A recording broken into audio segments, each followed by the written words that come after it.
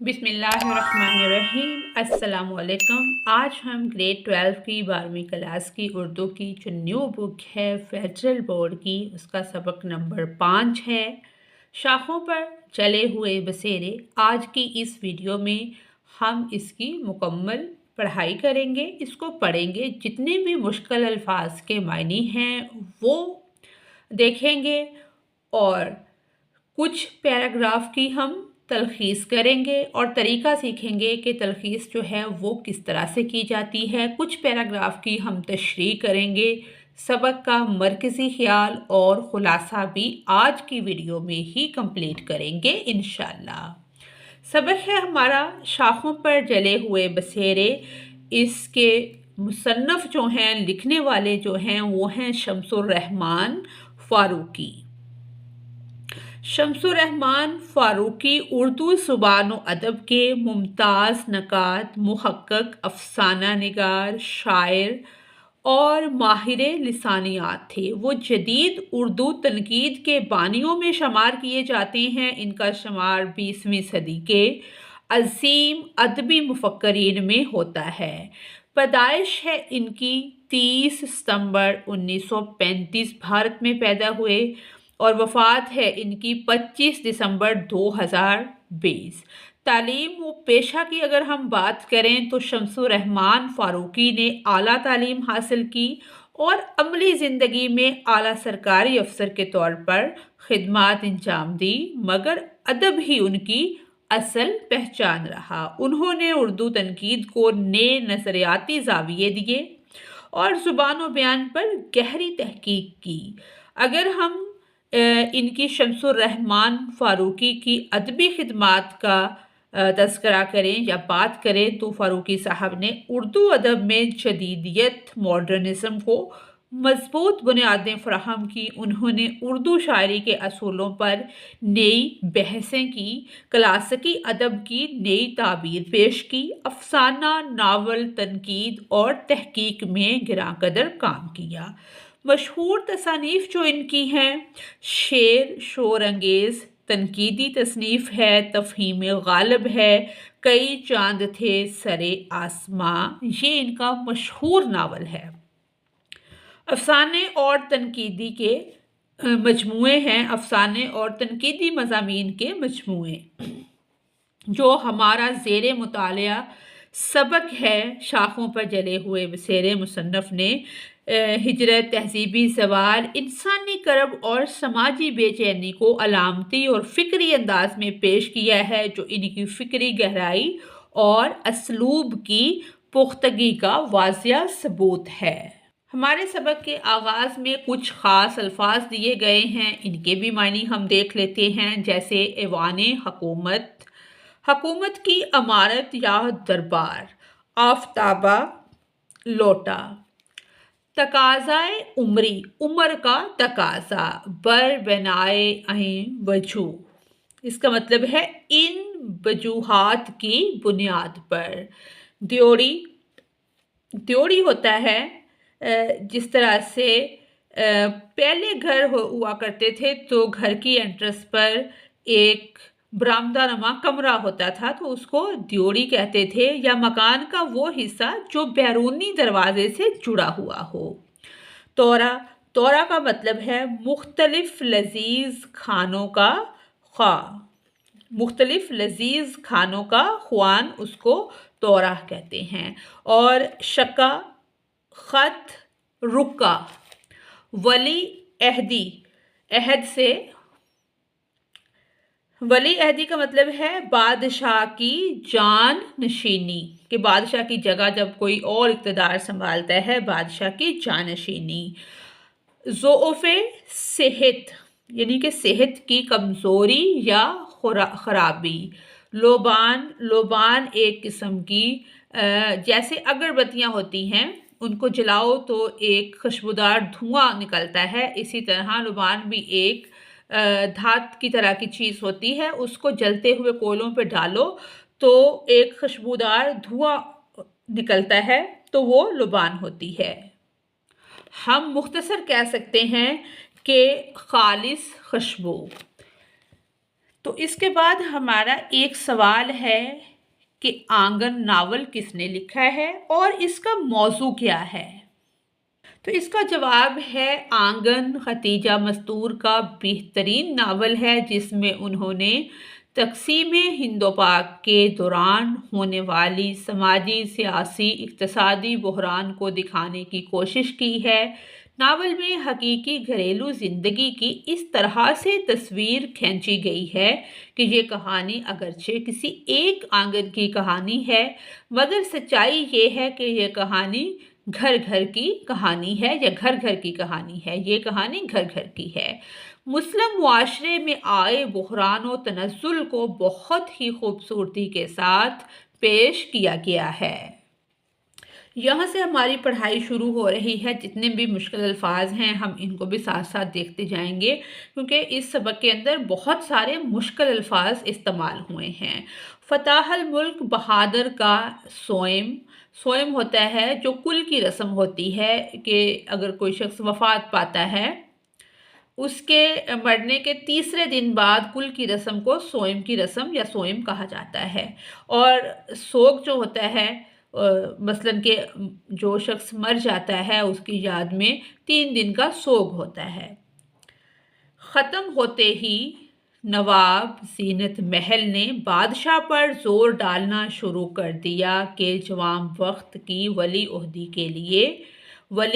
کے لیے سرکار کمپنی انگریز بہادر کو لکھیں۔ بادشاہ سلامت کچھ تقاضائے عمری کے عمر کے تقاضے کے سبب وجہ، کچھ بے وجہ ضعف صحت کے صحت کی کمزوری کی وجہ سے، وجہ سے ضعف صحت کی کمزوری، ہمت کہ صحت اس قدر کمزور تھی کہ ہمت نہیں پڑ رہی تھی، اور کچھ بے وجہ اس یقین کے کہ اس یقین کی وجہ سے کہ میرے بعد بادشاہی نہ رہے گی، اس معاملے پر کچھ زیادہ پرجوش نہ تھے، کچھ خوش نہ تھے، لیکن زینت محل کی محبت، یہ ان کی بادشاہ کی بیوی ہیں، انہیں مجبور کر رہی تھی۔ دوسری بات یہ کہ نواب زینت محل کو بھی حضرت قدر قدرت سے محض منہ دیکھے کی،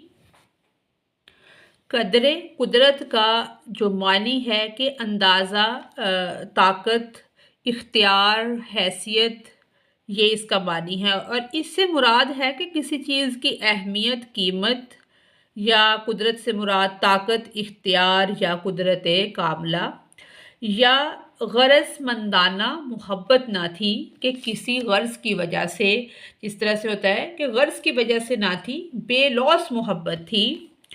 16 سال پہلے جب انہیں بتایا گیا تھا کہ ان کا نکاح بادشاہ جم جاہ سے ہو رہا ہے، تو انہیں بدن میں بہت تھرتھری کا مطلب ہے کہ ان کا جسم جو ہے وہ کانپ اٹھا، تھرتھری کانپنا، اور جسم میں کچھ سنسنی کا مطلب ہے کہ جوش کی اچانک لہر یا دل کی تیز کیفیت، بہت زیادہ الجھن، یعنی کہ بہت زیادہ الجھاؤ کا بھی احساس ہوا تھا۔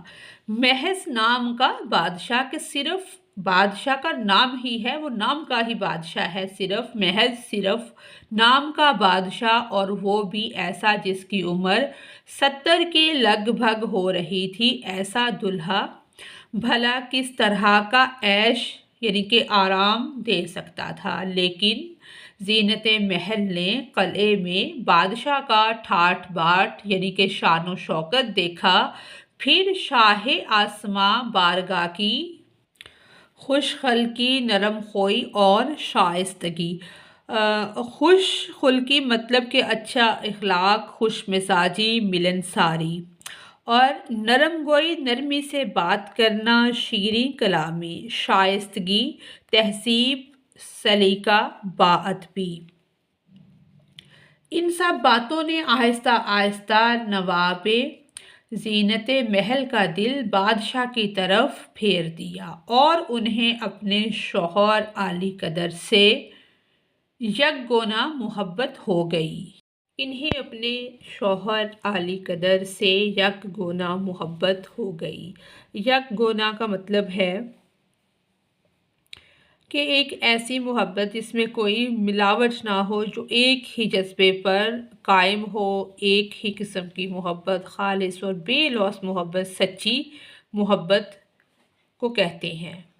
اس طرح شاہ جم و جا اور ملکہ دوراں کے درمیان صرف ہوس نہ تھی کہ ایسا نہیں تھا کہ انہیں کسی چیز کا لالچ تھا، محبت اور الفت بھی تھی، کہ محبت بھی تھی اور ایک دوسرے کی عزت بھی۔ اس وجہ سے بادشاہ کے لیے ممکن نہ تھا کہ وہ زینت محل کی بات کو بالکل نظر انداز کر دیں کہ اس پر توجہ نہ دیں۔ بہت غور و خوض کے، بہت سوچنے کے بعد، غور و فکر کرنے کے بعد حضور عالی جاں نے کمپنی انگریز بہادر کو جواں بخت کی ولی عہدی کی سفارش کا سکہ لکھوا دیا۔ سکہ کا مطلب ہے کاغذ کا ٹکڑا یا کپڑے کا ٹکڑا۔ ان دونوں صاحب کلام بہادر کے عہدے پر سائمن فریز عارضی طور پر کام کر رہا تھا۔ سائمن فریزر اور بادشاہ سلامت کے مابین مطلب کے درمیان دوستانہ تعلقات اس وقت سے تھے جب بے زمانہ دلی انہوں نے نواب شمس الدین احمد کی گرفتاری اور پھر مقدمے اور سزائے موت کے معاملے میں انگریزوں کی مساعی اور کوشش کے خلاف کوئی دخل نہ دیا تھا، اور اپنے والد عرش آرامگاہ حضرت اکبر ثانی کو بھی عدم مداخلت، کہ کوئی اس میں دخل اندازی نہ کی جائے، کا مشورہ دیا۔ ضلع سبحانی نے فریزر کے پاس اپنے نمائندے اس درخواست کے ساتھ بھیجے کہ مرزا جواں بخت کی ولی عہدی کہ جو بادشاہت ہے وہ منظور کر لیں، ولی کا جو عہدہ ہے وہ اسے دے دیں، منظور کرا دیں۔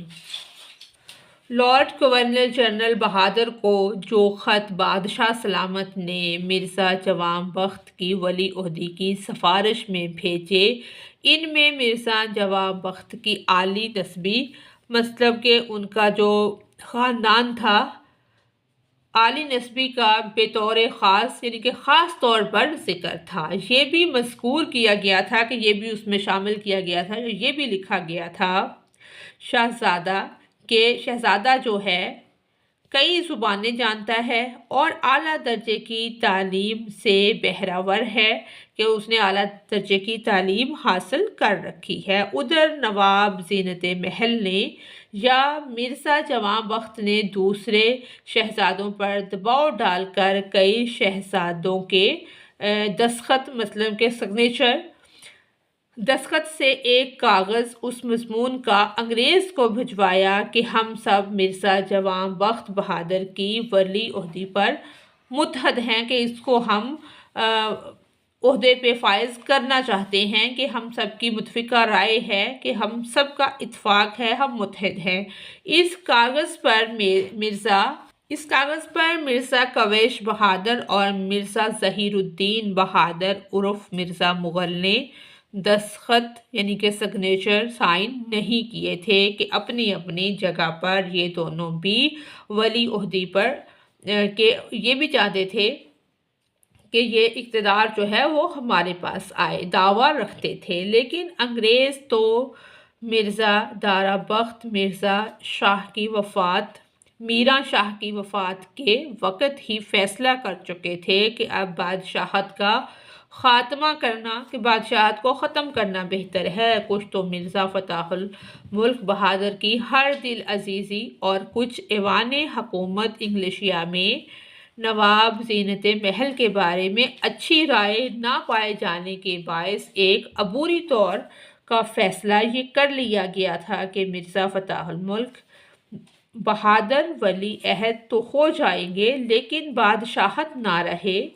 پھر جب مرزا فتح الملک بھی اللہ کو پیارے ہوں گے یعنی کہ ان کی وفات ہو جائے گی تو دیکھا جائے گا۔ بر بنائے ای وجوہ یعنی کہ کئی وجوہات کی بنا پر بہادر نے مرزا جواں بخت یا کسی اور شہزادے کی ولی عہدی کے لیے کوئی واقعی کارروائی نہ کی۔ ولی عہدی کے معاملے پر جو کاغذات و سفارشات دہلی میں صاحب کلام بہادر کو موصول ہوئے تھے وہ ضابطے کے تحت صاحب لیفٹنٹ گورنر بہادر صوبہ جات شمال مغرب کی خدمت میں آگرے بھیج دیے گئے۔ مرزا فتح الملک شاہ بہادر جنت مکانی کے چہلم کی تاریخ مقرر ہوئی۔ سفید کاغذ پر رکے لکھوا کر سارے قلعے میں تقسیم کر دیے گئے۔ ادھر میر امانت نے کچی قبر کو تھوڑا سا کھلوا کر گلاب کیوڑا اور عطر اندر ڈالا، اوپر سے قبر پختہ کرائی یعنی کہ اوپر سے پکی کروا دی قبر، سنگ مرمر کا تعویذ بنوایا، پھر چاروں جانب سنگ مرمر کی جالیاں کھڑی کی اور فرش لگا کر قبر مبارک تیار کر دی گئی۔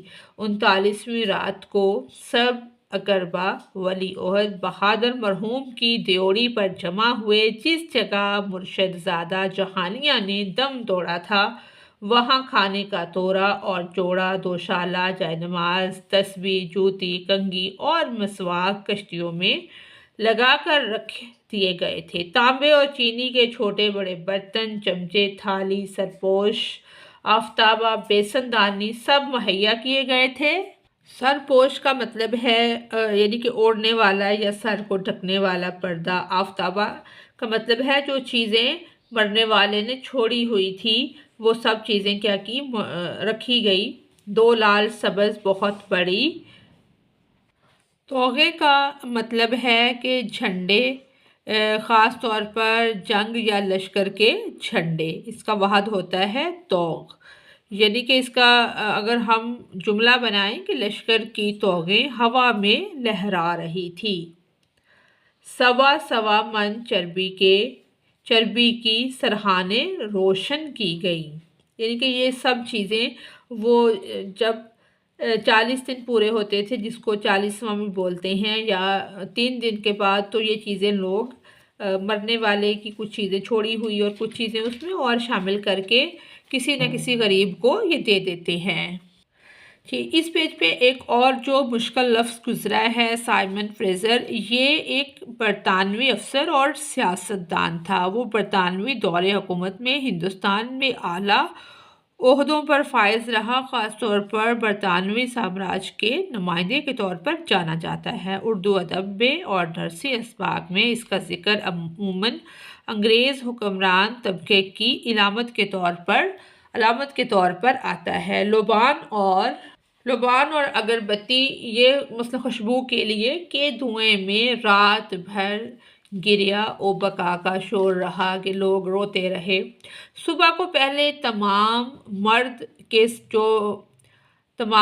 مرد حضرات تھے جو کہ آئے ہوئے تھے، مرد اعضا قبر پر تشریف لے گئے۔ قبر کے اوپر کم خوابی شامیانہ چاندی کے ستونوں پر کھڑا کر دیا گیا۔ کم خوابی مطلب کہ نیند کی کمی یا کم سونا، شامیانہ کے بڑا خیمہ یا جو عارضی سایہ ہوتا ہے وہ چاندی کے ستونوں پر کھڑا کر دیا گیا۔ اب قبر شریف کے قبر کے ارد گرد پھولوں کا چھپر کھٹ بنایا گیا، یعنی کہ اس کے اوپر وہ شامیانے کے ارد گرد کافی زیادہ پھول جو تھے وہ لگا دیے گئے۔ بیچ میں کم خواب کا قبر پوش، اس پر پھولوں کی کے درمیان میں وہ قبر تھی، پھولوں کی چادر ڈالی گئی۔ کھانے کا تورا اور برتن اور دیگر سامان قبر کے سرہانے رکھے گئے۔ پائنتی یعنی کہ پاؤں کی طرف جوتی رکھی گئی۔ اب زنانہ ہوا یعنی کہ پہلے مرد آئے پھر عورتیں آئی۔ بیگماتوں کے سر برہنہ یعنی کہ سر ننگے تھے، منہ پریشان یعنی کہ ان کی حالت کیا تھی، پریشان تھی وہ۔ آگر گریہ زاری کی، عورتوں نے آ کر کیا کیا، مثلا روتی رہی وہ قبر پر آ کر گریہ زاری کی۔ ادھر باہر ختم ہوا، इलायची दाने ख़त्म के सब में तकसीम हुए, फिर कवाली हुई, कवाली के बाद खाना खाया गया और गुरबा को खिलाया गया।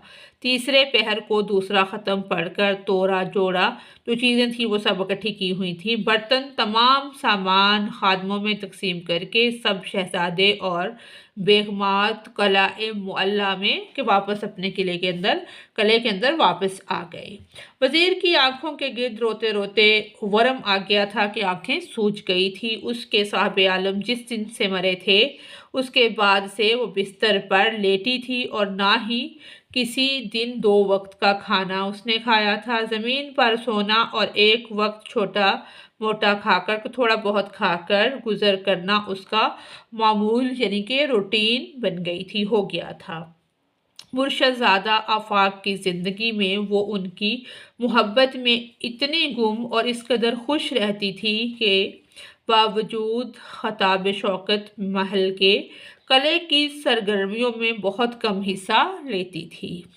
जब मीरज़ादा मोहम्मद दारा बख्त वली ओहद बहादुर अल्लाह को प्यारे हुए तो उसने उसकी मसलन कफन और दफन का तहजीज़ व तकफ़ीन यानी कि कब्र का, कफन का, दफन का से लेकर दोयम सोयम चहलम और फिर 6 माही यानी कि जब तकरीबन 4 महीने 10 दिन गुजरते हैं तो उसको शशमाही या शमाही या 6 माही बोलते हैं। कुछ लोग 6 महीने का भी दुरानिया काउंट करते हैं। और बरसी की रसूम, बरसी की यानी कि साल के बाद रसूम में अलबत्ता पूरा पूरा हिस्सा लिया।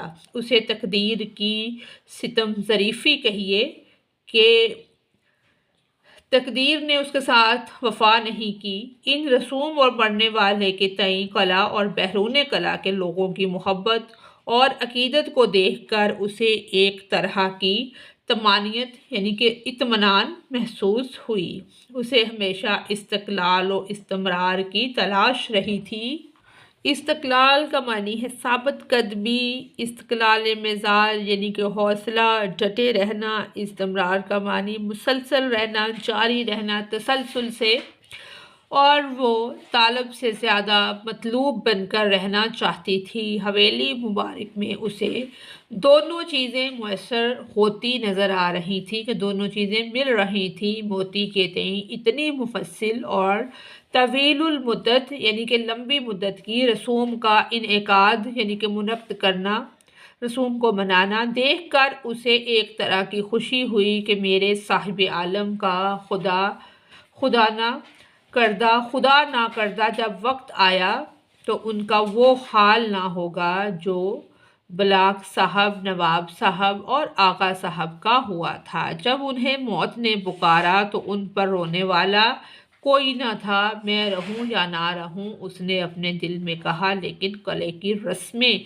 जो किले की रस्में हैं वो बाकी रहेंगी। चहलम के तीसरे दिन वज़ीर ख़ानूम की खिदमत में मलका दौरा का पैगाम आया कि आपकी याद हो रही है, जल्द तशरीफ़ ले चलिए। वज़ीर का माथा ठनका यानी कि उसे कुछ महसूस हुआ, कुछ दाल में काला लगा। मलका दौरा ने पहले कभी इस तरह याद ना फरमाया था। शायद ताज़ीती यानी कि मरने वाले की याद के बाद जब हम किसी को जाके मिलते हैं, ताज़ियत करते हैं, कलिमात कहना चाहती हूँ। उसने दिल में कहा, हर चंद के मिर्ज़ा फ़तेह मुल्क शाह बहादुर की वली ओहदी के बाद ज़ीनत महल ने वज़ीर और उसके बच्चों से ख़ताब व तकल्लुम यानी कि बात करना कमो पेश बंद ही कर दिया था, तकरीबन बंद ही कर दिया था। लेकिन शायद उस मौके पर उसके दिल में कुछ दर्द आ गया हो। वज़ीर ने जल्द मुंह पर 4 छींटे मारे यानी कि मुंह धोया, आईना देखे बगैर उंगली से बालों में कंघी की यानी कि बालों को सीधा कर लिया और सफ़ेद लेकिन साफ कपड़े पहनकर नवाब ज़ीनत महल की ड्योढ़ी पर हाज़िर खिदमत हुई यानी कि आ गई। नवाब ज़ीनत महल ने मामूली तौर पर उसका इस्तकबाल किया कि उसको वेलकम किया और अपने सामने बिठाया। कुछ देर सकूत रहा यानी कि खामोशी रही।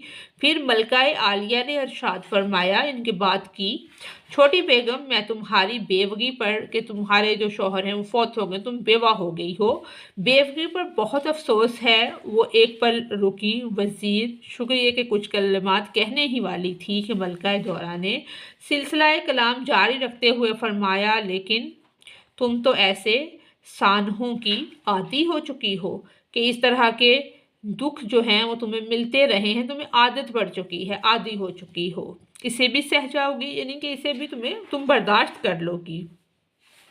अनवासी का कलेजा मजबूत होता है, लोग कहते हैं। मलकाए दौरा की बाज मुँह लगी मसाहबों ने दुपट्टा मुंह पर रखकर हंसी रोकने की कोशिश की।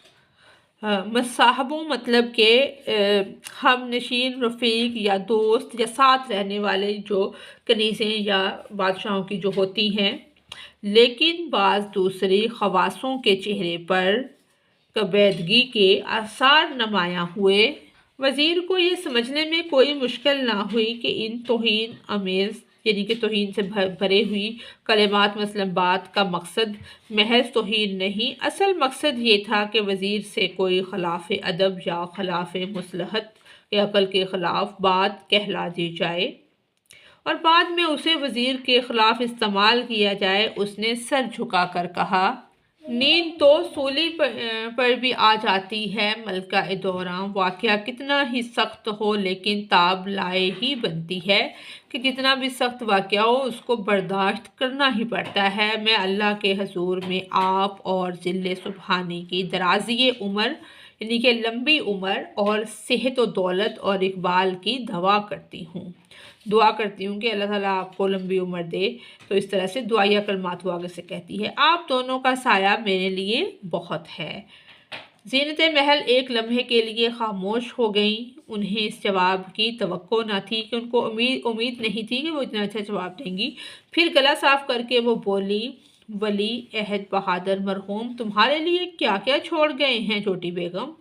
अब वज़ीर ने सर उठाकर और कमर सीधी करके जवाब दिया, वली अहद बहादुर का अहवाल यानी कि उनका हाल मुझसे ज़्यादा मलका दौरा और ज़िले इलाही पर रोशन है।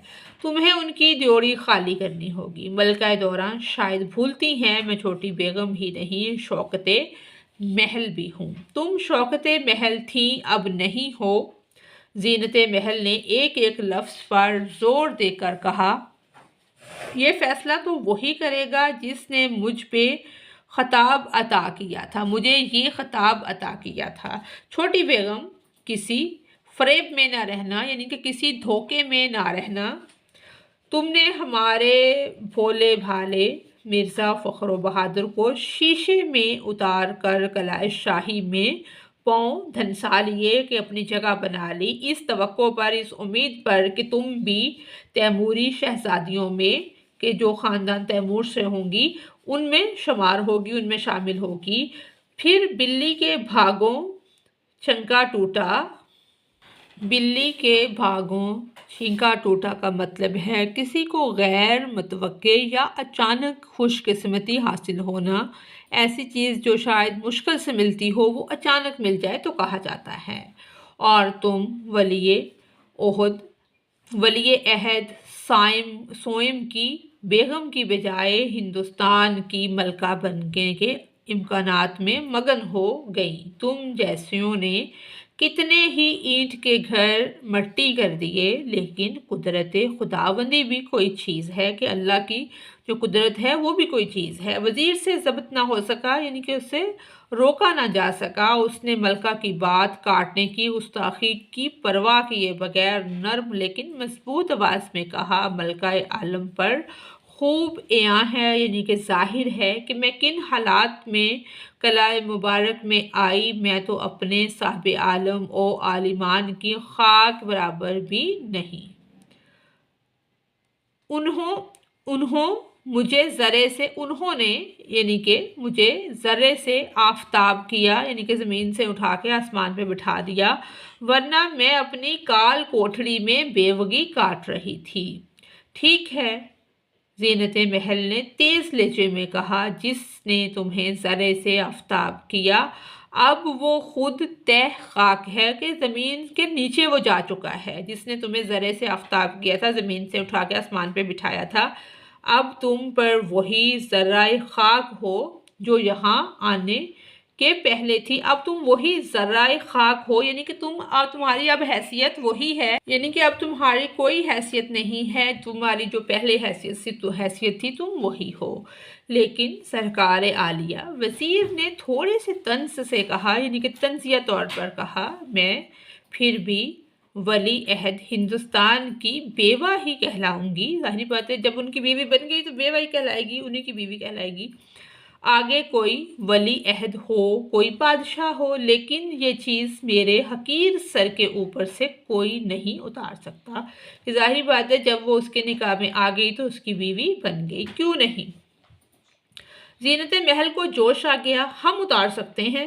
ملکہ دورہ، آپ اپنے قلعہ معلیٰ میں کچھ بھی ڈھنڈورا پٹوا دیں، یعنی کہ کچھ بھی کہیں، لوگوں کو کچھ بھی بتائیں، لیکن نکارائے خدا کہ خدا کا جو حکم ہے یا خدا کی جو طرف سے چیز بن چکی ہے، خدا کی آواز بند نہیں کر سکتی کہ مخلوق خدا کو سب پتہ ہے، سب لوگوں کو پتہ ہے کہ میں ان کی بیوی ہوں۔ وزیر نے متانت سے کہا، لیکن آپ فرمائیں اس بندی سے آپ کیا خدمت لینا چاہتے ہیں کہ آپ نے بلایا ہے؟ اس نے اچھے طریقے سے پوچھا، متانت سے کہا کہ آپ نے بلایا ہے، آپ کیا کہنا چاہتی ہیں، کیا خدمت لینا چاہتی ہیں؟ بندی ہر طرح سے تیار ہے کہ مجھے آپ کی ہر بات منظور ہے، میں تیار ہوں، آپ جو بات بھی کرتی ہیں۔ یہ صرف ہمارے قلعے کی بات نہیں، اب ہم بھی ہندوستان کی ملکہ ہیں، ہمارے سر پر جو مکٹ ہے، لیکن ہمارے سر پر جو بھی چیز ہے اس کو ہم یہ بھی کہہ سکتے ہیں۔ ظاہری بات ہے جب وہ بادشاہ کے نکاح میں چلی گئی تو ان کے سر پر ان کے نام کے ساتھ بادشاہ کا نام آ گیا، وہ نور جہاں اور ارجمند بانوں کے سر پر تھا۔ ہمارے پیارے فرزند مرزا فخر و بہادر کا اس دارہ فانی سے منہ موڑ لینا اس بات کا اشارہ رکھتا ہے کہ اللہ کو منظور نہیں ہے کہ ان کے بعد کوئی شخص غیر یہاں تاج و تخت کا وارث بنے۔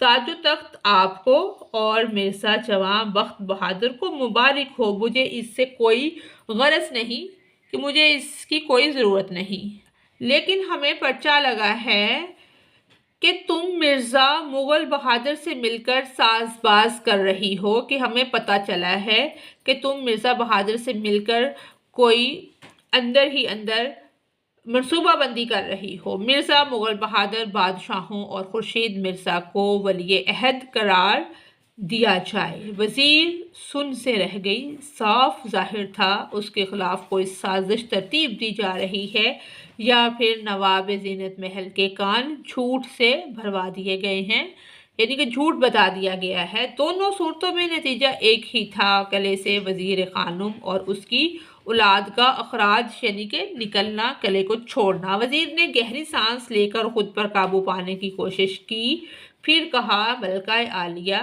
ذرا یہ تو غور فرما لیتی کہ مرزا مغل بہادر مجھ نکمی بیوہ کی مدد سے کیا سازش برپا کر سکتے ہیں۔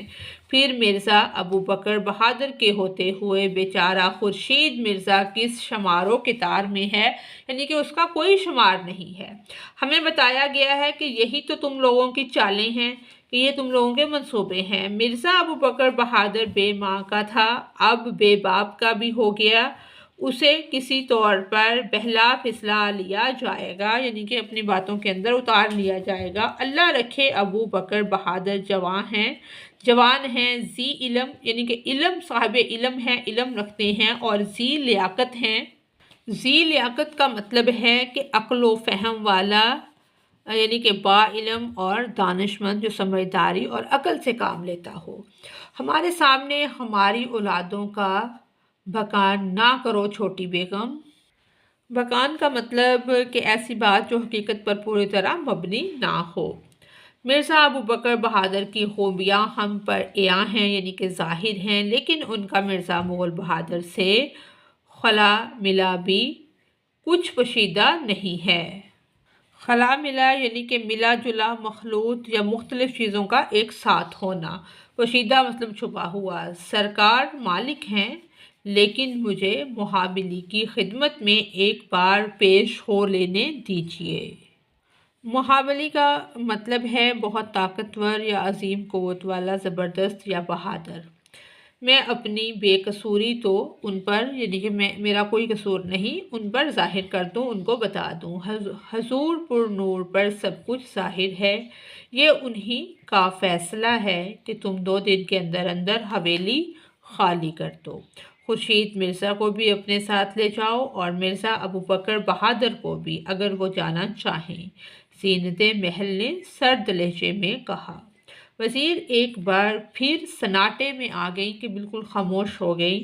اسے توقع نہیں تھی، اسے امید نہیں تھی کہ زینت محل اس طرح ٹکڑا سا توڑ کر اس کے ہاتھ میں دے دیں گی، کہ اس طرح سے ٹکا سا جواب دے دیں گی۔ وہ سمجھ رہی تھی کہ بہت سے بہت یہ ہوگا کہ مرزا فخر بہادر کی ڈیوڑی اس سے خالی کرا لی جائے گی اور کسی کونے کھدرے میں 1-2 حجرے اسے یعنی کہ تھوڑی بہت جگہ مل جائے گی رہنے کے لیے، لیکن ایسا نہیں ہوا۔ نواب مرزا کی تنخواہ موقوف یعنی کہ ختم کر دی گئی، موقوف ہو جائے گی اور اس کی بھی تنخواہ بہت کم کر دی جائے گی۔ خورشید مرزا کی تعلیم و تربیت سب ختم کر دی جائے گی، لیکن قلعے سے باہر نکلنا یہ اس نے اپنے بدترین یعنی کہ بہت برے خوابوں میں بھی خیال نہ تھا، یعنی کہ اس کے خواب و خیال میں بھی نہ تھا کہ اس کے ساتھ ایسا ہوگا۔ اس نے کبھی خواب میں بھی یہ چیز نہیں دیکھی تھی۔ اب جو یہ قیامت ان کے سر پر تھی تو اس نے دل پر قابو پانے اور اپنے حواس کو مجتمع یعنی کہ حواس بحال رکھنے کی کوشش کی۔ یہ بات تو اس پر بالکل عیاں تھی کہ صاف ظاہر تھی کہ زینت محل کے فیصلے کے خلاف جدوجہد یا احتجاج کرنا بیکار، یعنی کہ اس کا کوئی فائدہ نہیں تھا کسی کوشش کا یا احتجاج کا، بلکہ مزید خرابی بلکہ ذلت یعنی کہ رسوائی کا سبب بن سکتا تھا۔ بادشاہ کے یہاں باریابی ناممکن تھی۔ باریابی کا مطلب کسی چیز کو حاصل کرنا، نصیب میں ہونا، کامیابی پانے کا عمل۔ لیکن اگر وہ باریاب ہو بھی جاتی تو بادشاہ اسے 81 بادشاہ اب کیا کتنے سال کے ہو چکے تھے، 81 برس کے ہو چکے تھے۔ وہ اگر پیر خرف نہیں تو ضعیف الارادہ کہ وہ بالکل ضعیف ہو چکے تھے اور بظاہر زینت محل کی مٹھی میں ضرور تھے۔ ان سے یہ توقع عبث تھی کہ یہ توقع فضول تھی کہ زینت محل کے پھاڑے ہوئے کو سی سکیں، کہ جو وہ فیصلہ کر چکی ہیں اس کو بدل سکیں۔ وزیر نے ممکن حد تک تمام پہلوؤں پر اس ذرا سی مدت میں غور کیا اور بولی، ملکہ عالیہ کا حکم سر آنکھوں پر، لیکن ایک دن وہ بھی ہوگا جب کسی بادشاہ کسی حاکم کا حکم نہ چلے گا، صرف اللہ ہوگا اور انصاف کی ترازو ہوگی، یعنی کہ اللہ تعالیٰ کی ترازو قائم ہوگی۔ آپ نے بھی کلام شریف میں پڑھا ہوگا، اللہ سب کے دلوں کا حال جانتا ہے، بندی نہیں جانتی کہ ملکہ دوران کے دل میں میرے خلاف زہر کے بیج کس نے بوئے۔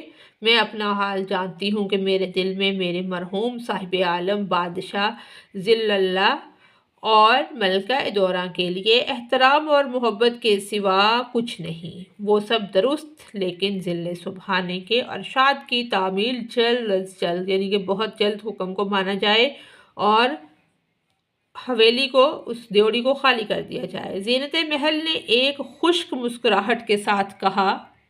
بے شک، وزیر نے اٹھتے ہوئے کہا۔ اس نے ملکہ کے سامنے سے اٹھ جانے کی اجازت بھی نہ لی اور نہ برخاستگی کہ جیسے برخاست کرتے ہیں کہ ہمارا بات ہماری مکمل ہوگی، اب جا سکتے ہیں۔ انہوں نے کسی چیز کا انتظار نہ کیا، حکم کا انتظار کیا۔ میں نے کسی باب میں اب تک ملکہ کو مایوس نہیں کیا، اب بھی انشاءاللہ ایسا ہی ہوگا۔ آپ کے دامن دولت میں جگہ نہیں تو نہ سہی، ہم اور آبادی میں جا مقصوم اپنا پائیں گے۔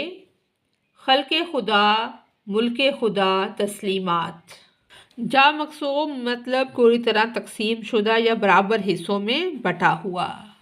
خلق خدا، خدا کی مخلوق، انسان یا جاندار جو خدا نے پیدا کیے ہوں، اور ملک خدا، خدا کی ملکیت، اللہ کی سلطنت یا خدا کی سلطنت، وہ سب کچھ جو خدا کا ہے۔ اور تسلیمات یعنی کہ سلامی، تعظیم، عاجزی کے ساتھ سلام کہنا۔ وزیر نے الٹے پاؤں واپس ہونے کی بجائے زینت محل کی طرف پیٹھ کی اور ایوان سے باہر ہو گئی۔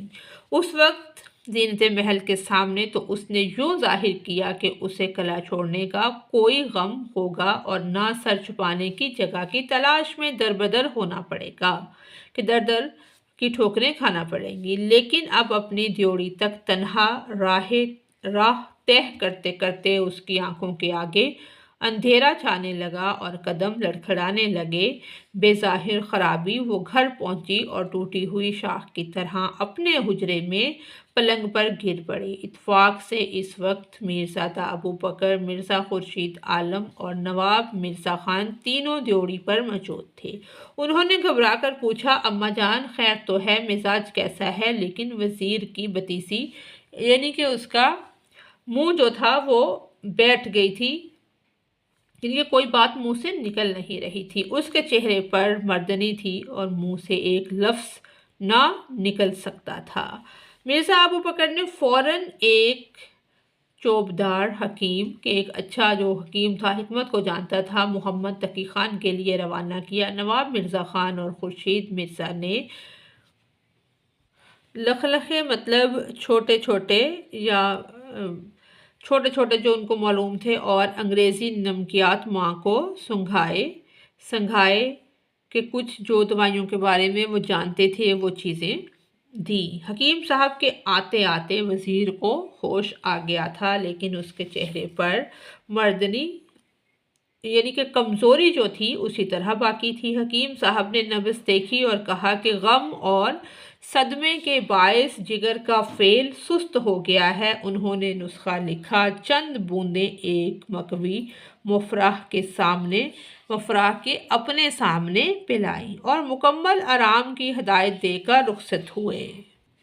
مکوی کا مطلب ہے طاقت دینے والا یا توانائی بڑھانے والا، اور مفرح کا مطلب خوش کرنے والا، دل کو راحت دینے والا، خوشی دینے والا۔ وزیر نے سب حال سن کر نواب مرزا اور خورشید مرزا نے برہم ہو کر کہا کہ غصے میں آ کر کہا، ہم ابھی اس جگہ کی خاک اپنے دامن اور پاپوش سے جھاڑتے ہیں، پوشاک سے جھاڑتے ہیں۔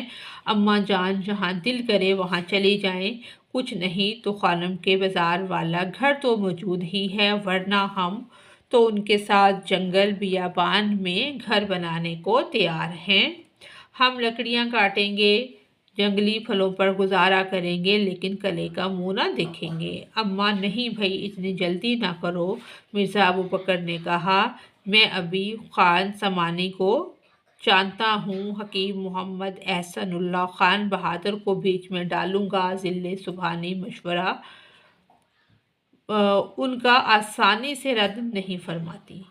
صاحب عالم ذرا سوچ لیجئے۔ وزیر نے مرزا ابو بکر کی آستین تھام کر کہا، یعنی کہ بازو تھام کر کہا، اگر خان سما بہادر اس معاملے میں پڑھنے کو تیار بھی ہو گئے، ہر چند کہ مجھے اس میں شک ہے، اور نواب زینت محل کو یعنی کہ تکلیف پہنچ بھی گئی، لیکن تابائے کہ یہ صورت رہے گی، وہ تو اپنی سی کرنے سے باز آنے سے رہی، اور یہ جو سازش کا شیطان انہوں نے گھڑا ہے کہ بات بنا لی ہے کہ تم لوگ سازش کر رہے ہو ہمارے خلاف، یا لوگوں نے ان کو باور کے یقین کرایا ہے، وہ پھر بھی سر اٹھاتا رہے گا۔ ہم سب کی زندگی اور بھی اجیرن یعنی کہ ہماری زندگی اور بھی مشکل ہو جائے گی۔ تو پھر آپ کیا چاہتی ہیں اماں جان؟ کیا نواب زینت محل کو من مانی کرنے دیا جائے کہ اس کی بات کو مان لیا جائے، وہ جو اس نے کہہ دیا ہے اس کو مان لیا جائے کہ وہ اپنی من مانی کرتے رہیں اور ہم جو قلعہ ہے وہ چھوڑ کر چلے جائیں؟ صاحب عالم، اس نے من مانی کہا ہے، وہ جو چاہیں کر ہی سکتی ہیں۔ حضور انور کی چہیتی بیگم جو ٹھہری، ان کے دل میں آپ کے ابا مرحوم کے خلاف کینہ اسی دن سے ہے جب اللہ بخشے وہ ولی عہد اول ہوئے تھے اور کوششیں نواب زینت محل کی ناکام ہوئی تھی۔ اب تو زیادہ ضروری یہ ہے کہ میں اپنے بچوں کی حفاظت کروں اور ہر چیز دے کر کہ چیزوں کے بدلے اپنے بچوں کو مقدم جانوں، افضل یا اعلیٰ یا برتر جانوں۔ مرزا ابو بکر سوچ میں پڑ گئے، پھر بولے، میں مرزا مغل چچا چاند بہادر سے تو مشورہ کر لوں، کاہے کو، کس بات کو مشورہ آپ کریں صاحب عالم، زینت محل ان کے اور مرزا کویش کے جلاپے یعنی کہ حسد سے یوں ہی تپ رہی ہیں۔ اب مرزا مغل بہادر کو اور مکلف کرنا کیا ضرور ہے؟ وزیر نے جواب دیا، آپ کو اپنا حق تو لینا چاہیے۔ مرزا مغل نے فرمایا، حق کیا شے ہے صاحب عالم؟ وزیر نے زہر خند کے ساتھ کہا۔ زہر خند کا مطلب کہ کٹھن یا تلخ مسکراہٹ، ایسی مسکان جس میں طنز، غصہ یا کینہ چھپا ہو۔ ساری زندگی میں حق ہی کی جو یار رہی ہوں، وہ پہاڑوں کی کسی کھو میں ملتا ہو ورنہ اس آسمان تلے تو کہیں دیکھا نہیں گیا۔ مرزا ابوبکر نے وزیر کے لہجے میں تلخی کبھی نہ دیکھی تھی۔ وہ سوچنے لگے کہ سوتیلی لیکن غم زدہ ماں کو کیا جواب دیں جس سے اس کی کچھ تسلی ہو کہ نواب مرزا بولا، صاحب عالم میری مانیں تو آپ بھی ہمارے ساتھ چلیں، مجھے لگتا ہے یہ قلعہ میمونہ اب زیادہ دیر تک میمون و مسعون نہ رہے گا۔ میمون کا مطلب خوش نصیب، مبارک یا نیک نصیب، اور مسعون کا مطلب محفوظ، بچا ہوا یا پناہ میں رکھا ہوا۔ نواب مرزا نے کچھ تردد کے لہجے میں کہا، اور یہ تردد صرف ماں کی اور اپنی حالت کے بارے میں نہ تھا۔ تردد یعنی کہ ہچکچاہٹ یا جھجک یا کسی کام میں دیر کرنا، شک و شبہ میں رہنا، اور یہ تردد صرف ماں کی اور اپنی حالت کے بارے میں نہ تھا۔ کیا مطلب ہے تمہارا نواب مرزا؟ میں قلعہ کیوں چھوڑ دوں؟ مرزا ابوبکر نے کہا، دونوں کم و بیش ہم عمر تھے، تقریباً ہم عمر تھے، اس لیے ان میں بے تکلفی بہت تھی۔ ایک لمحہ رکنے کے بعد انہوں نے رازدارانہ لہجے میں کہا، ہم اور مرزا مغل چچا بہادر تو اس خیال میں ہیں کہ مناسب موقع مل جائے تو ان کرشٹان فرنگیان ہی کو، یعنی کہ یہ جو انگریز وغیرہ ہیں، اپنے ملک سے باہر نکال دیں۔ نواب مرزا کا چہرہ فکر مندی سے بھر گیا۔ وہ کچھ دیر سر جھکائے رہنے کے بعد بولا، بردار، یہ بات تو ہے کہ حاکمان نصرینان کے خلاف رعایا کے دلوں میں اور خاص کر سپاہیان دیسی کے دلوں میں کچھ نااطمینانی ہے کہ یہ جو لوگ باہر سے آئے ہوئے ہیں، ہم پر حکمران بنے ہوئے ہیں، ان کے بارے میں عوام جو ہے اتنی مطمئن نہیں ہے۔ اور ادھر لکھنؤ میں کوئی خدا رسیدہ بزرگ مولوی احمد اللہ شاہ صاحب ہیں جنہیں ڈنگا پیر کہا جاتا ہے، وہ علی الاعلان لوگوں سے کہتے ہیں کہ انگریز اور ہندو دھرم کا ہے، وہ مسلمان کے دین کا دشمن ہے۔ انگریز یہاں رہے گا تو دونوں ملتیں مثلاً کہ دونوں قومیں تباہ ہو جائیں گی۔ مگر میں سوچتا ہوں کہ سورما چنا بھلا بھاڑ پھوڑ سکتا ہے۔ اس کا مطلب ہے سورما چنا بھلا بھاڑ پھوڑ سکتا ہے کہ ہوشیار یا بہادر شخص معمولی چیزوں سے بھی بڑے کام کر سکتا ہے۔ یعنی کہ جو شخص مضبوط یا قابلیت والا ہو، وہ کسی بھی مشکل یا چھوٹے موقع سے فائدہ اٹھا سکتا ہے۔ سورما کہتے ہیں بہادر جنگجو کو، چنا عام یا معمولی چیز بھلا بھاڑ پھوڑ سکتا ہے کہ بڑا کام یا اثر ڈال سکتا ہے۔ انہی خیالات کے سبب تو ہم بے عمل ہو گئے ہیں، نواب مرزا خان، مرزا ابوبکر نے ذرا تیز لہجے میں کہا۔ نواب مرزا نے مسکرا کر کہا، صاحب عالم آپ حضرت ظہیر الدین بابر کی اولاد ہیں، جنہوں نے ایک عالم کی مخالفت کے باوجود تنہا بے جان، یعنی کہ بالکل تنہا بے جان واحد ایک جان گھر سے نکل کر بخارا پر قبضہ کر لیا تھا اور مٹھی بھر جانثاروں کی مدد سے کابل اور پھر ملک ہند کو دریائے شور تک لے لیا تھا، یعنی کہ بڑی فتوحات کی تھی ظہیر الدین بابر کی اولاد نے۔ آپ ان کی تباہ پرکاد پر روشن ہوگا، آپ کی تباہ اوقات پر روشن ہوگا کہ امام ابو حنیفہ فرما گئے ہیں کہ ظالم بادشاہ کے خلاف خروج اسی وقت جائز ہے جب فتح کا امکان ہو۔ طبع کا مطلب ہے فطرت، مزاج یعنی کہ شخصیت کا اندرونی رجحان، اور جو طبع اوقات یا طبع وقات یعنی کہ تیز ذہن، ہوشیار یا فہم و فراست والا۔ مرزا ابو بکر ہنسے، خروج کی بات ابھی بہت دور ہے نواب مرزا، پر تم خود ہی کہتے ہو کہ رعایا میں کہ عوام میں بہت زیادہ بے اطمینانی ہے، کہ عوام مطمئن نہیں ہیں۔ صحیح، لیکن بھائی ظہیر الدین حسین نے مجھ سے کہا کہ ان کے خسر فرما رہے تھے کہ ایسا معلوم ہوتا ہے کہ شہر میں تلوار چلے اور خون ریزی عظیم ہو۔ بھائی ظہیر الدین حسین نے پوچھا، کیا روس کی فوج آنے والی ہے؟ تو انہوں نے فرمایا کہ یہ چیز اللہ کو معلوم ہے۔ اللہ آپ لوگ یہ تیر تلوار کی باتیں نہ کریں۔ وزیر نے ملتجیانہ یعنی کہ التجا کے انداز میں کہا، خدا جانے کون سن رہا ہو اور کیا مطلب اس کا نکالے، تو میں صرف یہ پوچھتی ہوں کہ مرزا ابو بکر بہادر ہمارے ساتھ آ سکیں تو بہت خوب ہو، پر وہ شاہی طور طریق کے عادی ہیں اور ہم لوگ۔ قطع کلام، معاف اماں جان، یہ شاہی طور طریق کی بات نہیں، قول اور رسول کی بات ہے۔ میرا گھر قلعہ ہے، یہ کوئی نواب زینت محل کی ملکیت تو نہیں، میں اسے کیوں چھوڑوں؟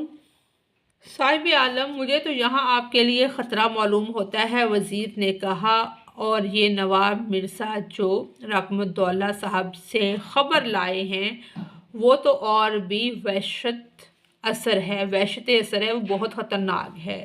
رقم الدولہ تو یہ بھی کہہ رہے تھے کہ ایک مجذوب نے ان سے کہا، مجذوب لوگ وہ ہوتے ہیں جو مخصوص قسم کے کپڑے پہنتے ہیں اور مخصوص جگہوں پر درباروں وغیرہ پر بیٹھتے ہیں، ان سے کہا کہ تم شہر میں بیٹھے کیا کر رہے ہو، دنیا دار آدمی ہو، جاؤ جواڑوں کی سیر کرو۔ نواب مرزا نے کہا، اماں نواب مرزا۔ مرزا ابو بکر نے زج ہو کر کہا، مجھے خبر نہ تھی کہ تم اور رقم الدولہ اس قدر اوہام پرست ہو کہ تم لوگ مختلف چیزوں کی پرستش کرتے ہو، چھوڑو ان باتوں کو، میں یہیں رہوں گا۔ وزیر اس کے آگے کچھ نہ کہہ سکی، اسے خبر نہ تھی کہ مرزا ابو بکر کے لیے خطرہ تھا، لیکن قلعے کے باہر سے تھا۔ ملک الموت انہیں اپنے لیے تاک چکا تھا۔ چند مہینوں بعد انگریز کے خلاف جو قہر برپا ہونا تھا اور پھر حویلی کے دفاع کے لیے جو معرکہ گرم ہونا تھا، مرزا ابو بکر اور مرزا مغل کو اس میں بڑھ چڑھ کر حصہ لینا تھا اور بادشاہ کی شکست کے بعد ایک معمولی انگریز فوجی افسر کی گولی کا نشانہ بننا تھا۔ موت نے ان کے پاؤں میں زنجیر ڈال دی، وہ بھلا قلعہ کس طرح چھوڑ سکتے تھے؟ ملکہ دورہ نے اشارہ کر دیا کہ میں کوئی چیز یہاں سے نہیں لے جا سکتی جو مرحوم صاحب عالم و عالمان نے مجھے یا میرے بچوں کو عطا کی ہو۔ وزیر نے کہا، نواب مرزا خورشید مرزا، آپ مزدوروں اور پیادوں کا انتظام کریں، ان کی پیدل چلنے کا۔ کل ہم اپنا نجی سامان نواب ناصر اور خان سمان بہادر کے آدمیوں کی موجودگی میں بندھوا کر بحل پر بار کرا کر شام سے پہلے قلعہ چھوڑ دیں گے۔ بحل پر بار کرا کر کا مطلب ہے کہ کسی ایسا شخص جو اس سامان کو یا اس بھار کو برداشت کر سکتا ہو، اس کو دے کر ہم اس کے ذمہ لگا کر قلعہ چھوڑ دیں گے۔ لیکن جائیں گے کہاں؟ خورشید مرزا نے پوچھا۔ وزیر کچھ سوچ میں پڑ گئیں، ابھی تو تم خانم کے بازو والا گھر ہے، لیکن اب مجھے دلی جائے امان نہیں لگتی کہ یہاں پہ مجھے ڈر لگتا ہے، جان کی پناہ نہیں ہے، مجھے لگتا ہے کچھ ہو جائے گا، بڑی باجی سے بات کر کے فیصلہ کروں گی، میں عرض کروں۔ نواب مرزا نے جھجکتے ہوئے کہا، ہاں ہاں کہو نا، کیا کوئی اور تجویز ہے؟ مرزا ابو بکر نے فرمایا، جی، وہ رامپور میں منجلی خالہ جان ہیں، وہاں ہر طرح کی حفاظت بھی رہے گی۔ منجلی کا مطلب ہے درمیانی یا درمیانی عمر کی۔ سب ایک لمحے کے لیے چپ ہو گئے۔ دلی چھوڑنے کا خیال سہانے روح لگتا تھا۔ سہانے روح کا مطلب ہے کہ روح کو خوش کرنے والا یا دل کو تسکین دینے والا۔ ٹھیک ہے، وزیر نے سوچ کر کہا، لیکن منجلی باجی سے بات تو کرنی ہوگی اور خانم کے بازار والا مکان آپ نہ چھوڑیں۔ مرزا ابو بکر نے کہا، رکھوالی کا اس کی بندوبست ہو جائے گا۔ اگلے دن مغرب کے بعد قلعہ مبارک کے لاہوری دروازے سے ایک چھوٹا سا قافلہ باہر نکلا، ایک پالکی میں وزیر، ایک بہل پر اس کا اساس البیت، یعنی کہ ان کا اثاثہ جو گھر کی چیزیں تھیں وہ، ایک پالکی پر وزیر تھی اور ایک بیل پر ان کا اثاثہ وغیرہ تھا، اور پالکی کے دائیں بائیں گھوڑوں پر نواب مرزا خان اور خورشید مرزا، دونوں کی پشت سیدھی اور گردن تنی ہوئی تھی۔ محافظ خانے والوں نے رکنے کے لیے ہاتھ پھیلائے تو مرزا خورشید عالم نے ایک ایک مٹھی اٹھنیاں، مطلب کہ اٹھنیاں چونیاں، کچھ پیسے دونوں طرف لٹائیں اور یوں ہی سر اٹھائے ہوئے نکل گئے۔ ان کے چہرے پر ہر طرح کے تاثر، ان کے چہرے جو تھے وہ ہر طرح کے اثرات سے، تاثر سے عاری تھے، لیکن پالکی کے بھاری پردوں کے پیچھے چادر میں لپٹی اور سر کو جھکائے بیٹھی ہوئی وزیر خانم کو کچھ نظر نہ آتا تھا۔ کئی چاند تھے سرے آسماں۔ جی اب ہم اپنے سبق کا خلاصہ دیکھ لیتے ہیں کہ یہ ناول ہے، یہ جو ناول سے لیا گیا ہے ناول ہے کئی چاند تھے سرے آسمان۔ تو ہمارے سبق کا نام ہے شاخوں پر جلے ہوئے بسیرے۔ یہ اس ناول سے لیا گیا ہے، تو سبق ہمارا ہے شاخوں پر جلے ہوئے بسیرے، شمس الرحمن فاروقی کا ایک فکری اور علامتی۔ یہ افسانہ کا یہاں پہ مطلب ہے کہ چھوٹا سا جو افسانہ ہماری کتاب میں شامل ہے، ویسے یہ ناول کا کچھ حصہ ہے جس میں مغلیہ دور کے عروج اور زوال کو نہایت مؤثر انداز میں پیش کیا گیا ہے۔ ناول میں بسیرے دراصل مغلیہ سلطنت کی سیاسی طاقت، تہذیبی عظمت اور سماجی نظام کی علامت ہیں۔ یہ بسیرے کبھی مضبوط شاخوں پر قائم تھے، جیسے مغلوں کی حکومت مضبوط بنیادوں پر کھڑی تھی۔ اس دور میں نظم و ضبط، عدل، فن تعمیر، ادب اور تہذیب اپنے عروج پر تھے، لیکن وقت گزرنے کے ساتھ مغلیہ حکمران عیش و عشرت میں مبتلا ہو گئے۔ سلطنت کے اندرونی نظم میں کمزوری آ گئی، اہل لوگوں کی جگہ نااہل افراد اقتدار میں آ گئے اور عوام و حکمران کے درمیان فاصلے بڑھتے چلے گئے۔ اس کمزوری نے بیرونی طاقتوں کو موقع دیا، جس کے نتیجے میں مغلیہ سلطنت آہستہ آہستہ زوال کا شکار ہونے لگی۔ جلے ہوئے بسیرے اسی تباہی کی علامت ہیں کہ وہ تمام سہارے، اقتدار اور روایتیں جو ایک عظیم سلطنت کو سنبھالے ہوئے تھیں، اب راکھ بن چکی ہیں۔ افسانہ کاری کو، یعنی کہ یہ جو سبق ہے ہمارا، یہ کاری کو، جو ناول کا کچھ حصہ ہے، ماضی کی عظمت اور حال کی بربادی کے درمیان کھڑا کر دیتا ہے اور ایک گہرا فکری احساس پیدا کرتا ہے۔ مرکزی خیال کہ یہ افسانہ جو ہماری بک میں شامل ہے، ناول کا چھوٹا سا حصہ، یعنی کہ اس سبق کا جو مرکزی خیال ہے وہ یہ ہے کہ جب کوئی سلطنت یا قوم اپنے اصول، نظم و ضبط اور اخلاقی اقدار کو ترک کر دیتی ہے، چھوڑ دیتی ہے، تو اس کا زوال یقینی ہو جاتا ہے، چاہے وہ کتنی ہی طاقتور کیوں نہ ہو۔ شمس الرحمن فاروقی نے مغلیہ سلطنت کے زوال کے ذریعے یہ پیغام دیا ہے کہ اقتدار عارضی ہوتا ہے۔ اگر حکمران اپنی ذمہ داریوں سے غافل ہو جائیں اور قوم بیدار نہ رہے تو عظیم تہذیبیں بھی جلے ہوئے بسیرے بن کر رہ جاتی ہیں۔ یہ ہماری ایک عبارت ہے، اس کی ہم تلخیص کر لیتے ہیں۔ یہ ہماری عبارت یہاں سے شروع ہو رہی ہے کہ وزیر نے الٹے پاؤں واپس ہونے کی بجائے یہاں سے یہ یہاں تک ہے ہماری عبارت۔ اب ہم اس کی تلخیص کرتے ہیں، اس کو کم کرتے ہیں۔ تو اس عبارت کی تلخیص یعنی کہ یہ ہماری تقریباً 3 لائنوں میں ہو گئی ہے کہ زینت جو ہے محل سے رخصت ہو کر وزیر جب تنہا اپنی رہائش کی طرف گئی تو صدمے کے باعث کیا تھی، ان کی طبیعت خراب ہو رہی تھی۔ بیٹوں نے فوری علاج کی کوشش کی، حکیم کو بلوایا، حکیم نے وزیر کی حالت کو صدمے کی وجہ قرار دے کر دوا دی۔ وزیر کے بیٹے قلعہ چھوڑنے کے لیے تیار ہو گئے، لیکن مرزا ابو بکر نے معاملہ جو تھا حکمت سے حل کرنے کا ارادہ ظاہر کیا تاکہ وزیر کو پریشانی سے نجات ملے۔ یہ ایک تشریح ہے، یہ بھی دیکھ لیتے ہیں۔ یہاں سے یہاں تک یہ ایک پیراگراف ہے، تو اس میں ہم یہ بھی سمجھ لیتے ہیں کہ تشریح جو لکھنے کا طریقہ ہے وہ کیا ہوتا ہے۔ تو یہ اس کی تشریح ہے، جب بھی پیراگراف آئے تو ہم اس کو اسی طرح سے سٹارٹ کریں گے کہ زیر تشریح اقتباس اردو کے ممتاز ادیب شمس الرحمن فاروقی کے شہرہ آفاق ناول کے شہرت یافتہ ناول کئی چاند تھے سرے آسمان سے لیا گیا ہے۔ یہ ناول مغلیہ سلطنت کے زوال، دربار کی زندگی، عورتوں کی جذباتی کیفیت اور تاریخ کے پیچیدہ پہلوؤں کو نہایت خوبصورتی اور گہرائی سے بیان کرتا ہے۔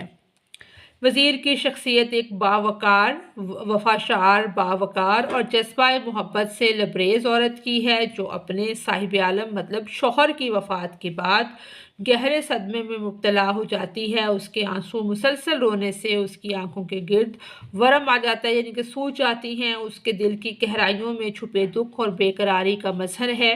وہ اپنی تکلیف کو ظاہر کرنے کی بجائے خاموشی سے جھیلتی ہے۔ اس کی یہ کیفیت صرف جسمانی تکلیف نہیں بلکہ شدید جذباتی اذیت کا نتیجہ ہے۔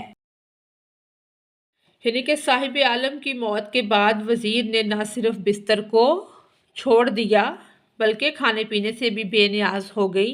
یعنی کہ چیزوں کو تفصیل سے آسان کر کے اس میں بیان ہم کرتے ہیں تشریح کے اندر، کہ یہ پیراگراف نہ صرف وزیر کے کردار کی گہرائی، خلوص اور ضبط نفس کو نمایاں کرتا ہے بلکہ اس عہد کی عورت کے روحانی، کہ وہ جو دور تھا اس دور کی عورت کی روحانی پہلو، صبر اور جذبہ وفا کی بھرپور عکاسی بھی کرتا ہے۔ شمس الرحمن فاروقی نے اس اقتباس میں جذبات، تاریخ اور کردار نگاری کو بڑی خوبصورتی سے سمو دیا ہے۔ یعنی کہ ہم نے اس کا خلاصہ، مرکزی خیال، تلخیص بھی ایک پیراگراف کی کر لی اور ایک پیراگراف کی تشریح کرنے کا طریقہ بھی سمجھ لیا، کہ اس کا جو لکھنے والا ہوتا ہے رائٹر، اس کا نام لکھتے ہیں اور اس پیراگراف کے اندر جو چیزیں ہیں ان کو ہم پھر اینڈ پہ مختصر کر کے دوبارہ بتا دیتے ہیں۔